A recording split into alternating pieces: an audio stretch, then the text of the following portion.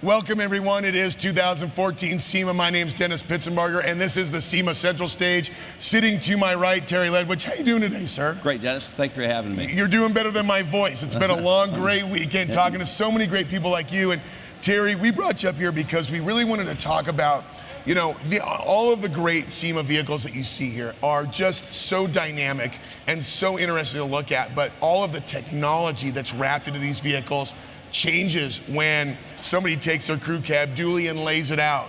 It changes when you take a sports car that's got park control or adaptive cruise control, and all of a sudden they modify the vehicle either by body or by performance.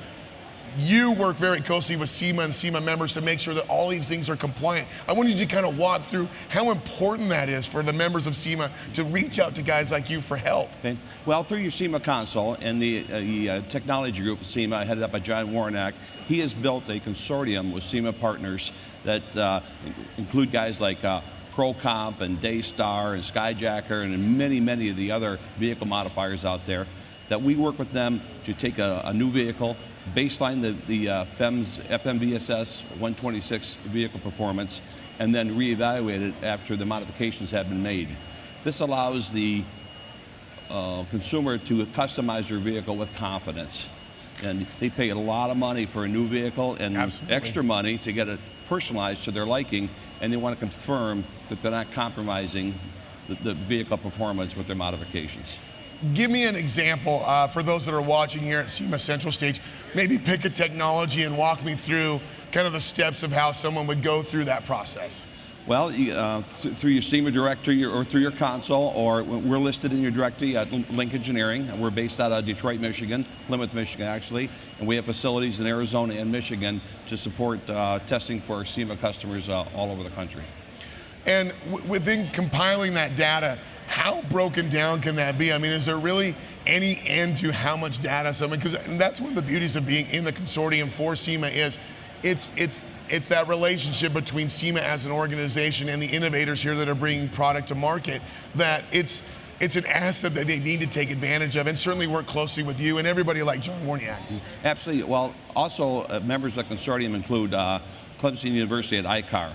So they're working with DSpace and CarSim to create simulation models, so you don't have to do an expensive vehicle test for every single configuration you want to evaluate. So we collect data on the baseline vehicle and then on a few modifications, and these other SEMA partners are able to build a mathematical model to do the simulation. You'll never be able to test all the configurations that are available. It's almost like my dad told me once when I was young, you can't make all the mistakes yourself, you better learn from others. Exactly, exactly. Now for you personally, SEMA is always such a crazy time for all of us. I know that you're probably just like me. You're trying to see everything, say hello to friends in the industry you've had for decades, see make new friends, make new partners. For you personally, what's the one thing, what jingly keys has got you crazy this week? It's seeing old friends and the many, many new friends I make at this event, because every year this show gets bigger and bigger and bigger.